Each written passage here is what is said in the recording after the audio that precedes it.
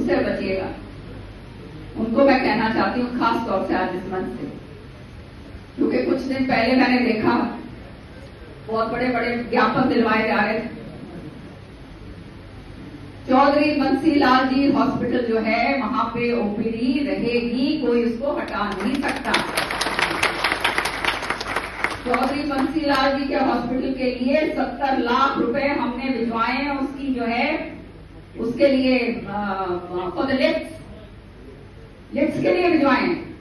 केवल और केवल मेडिकल कॉलेज जो शुरू होना है उसका जो है, यहाँ बोलना नहीं चाहिए लेकिन बोल रही हूँ, उसका जो है संरक्षण जो है उसका वो होएगा पूरा। एक बार वो पूरा हो जाता है, वो पूरा करवाना दिखाना बहुत जरूरी है ताकि मेडिकल कॉलेज भी शुरू हो जाए, हमारे बच्चे पढ़ने शुरू हो जाए। छोटी ने बहुत मुश्किल से ये काम करवा के आकर दिया। आप जानते हैं उस समय में कहीं नहीं कोई दिखा।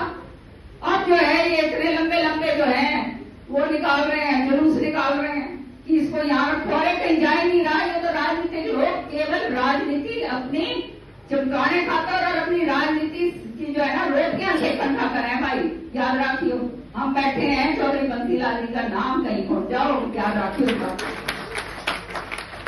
साथ ही साथ हमारे यहाँ पर वकील भाई बैठे हैं। मैं भी वकील हूँ, 10 साल मैंने सुप्रीम कोर्ट में प्रैक्टिस करी है और आप जानते हो कि मेरा स्पेशलाइजेशन जो था वो मैरिटाइम लॉ था। मेरा दफ्तर जो है लंदन में भी था, तो प्रैक्टिस बहुत करी है भाई।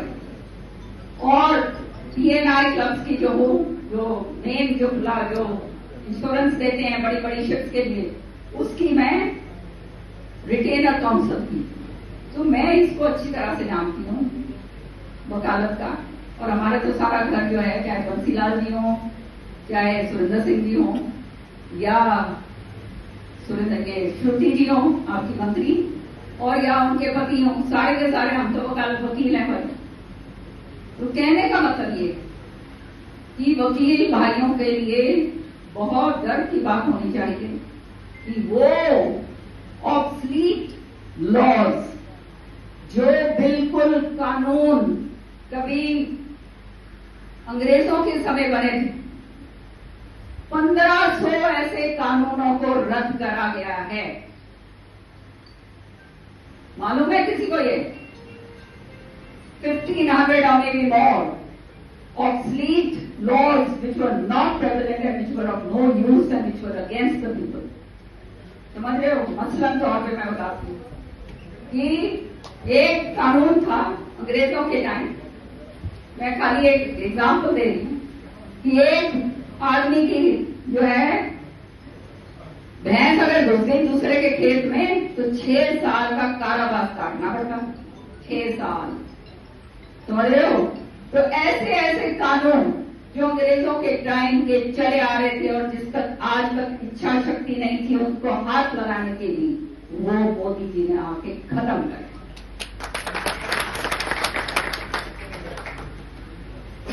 विधान पार्लियामेंट के अंदर मुझे मौका मिलता है बोलने का बहुत। डिजास्टर मैनेजमेंट बिल लेकर आए, कभी सोचा था हमने?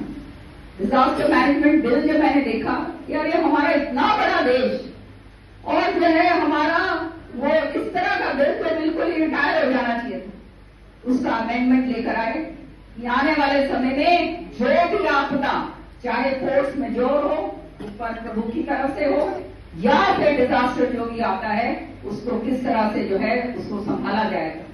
ये इस तरह के कानून जो है हम लेकर आए। साथ ही साथ वक्फ बिल की बात मैं करूं। आज जो है सब कहते हैं क्या है ये, इसके ऊपर मेरे को बोलने का मौका मिला, बहुत अध्ययन करा मैंने डीपीएस में, और मैं आपको बताना चाहती हूँ कि हम भी ये देखते थे कि जो चंद लोग हैं वो इसकी मिलाई खाया करते थे। वक्फ का क्या मतलब होता है? वक्फ का मतलब है अल्लाह के नाम जो दान दिया जाता है, लेकिन वो अल्लाह के नाम जो दिया गया है दान, और वो दान जो है वो जा रहा है जेब में किसी और के, क्योंकि वो राजनीतिक रोटियां सेक रहे हैं। और कांग्रेस ये काम करती आई सदियों सदियों तक। आज मोदी जी ने वो ये बिल लाकर स्पष्ट कर दिया है कि जो छोटा गरीब सा गरीब इस समुदाय का व्यक्ति है उसको पूरा फायदा मिलेगा।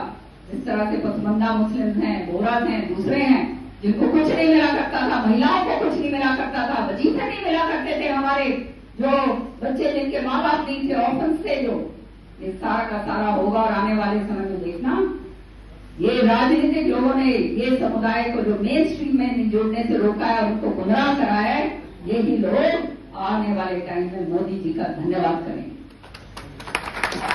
बहुत बड़ी बात है। चाहे 3 तलाक का कानून हो, महिलाओं को तो कुछ मानते ही नहीं है, उठा के पटक दो, 3 बारी तलाक कह दिया, हो गया खत्म। उसका बिल लेकर आए। कांग्रेस के टाइम क्या हुआ था, शाह बानो का, सारे वकील भाई बैठे हैं, मालूम है, याद है कि वो काम करा था कांग्रेस ने जो महिलाओं के पूरी तरह से विरोध,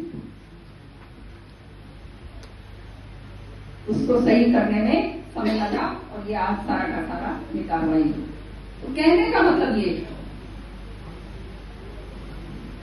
चाहे हमारे वकील भाई हैं, आप लोग बुद्धिजीवी लोग हो, डॉक्टर्स तो है नहीं, आपके पास तो बहुत सारे लोग आते हैं और आपका तो वो कहते हैं ना, पब्लिक डीलिंग बहुत जबरदस्त होती है।